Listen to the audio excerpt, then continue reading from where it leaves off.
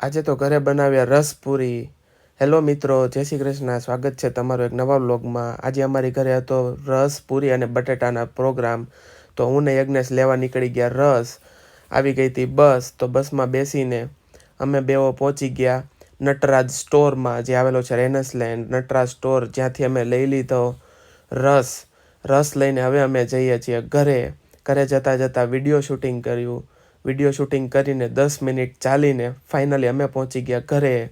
યજ્ઞેશે કરી દીધું બટેટા છોલવાનું કામ ચાલુ। બટેટા છોલ્યા પછી મેં કરી દીધું બટેટા કટિંગ કરવાનું કામ।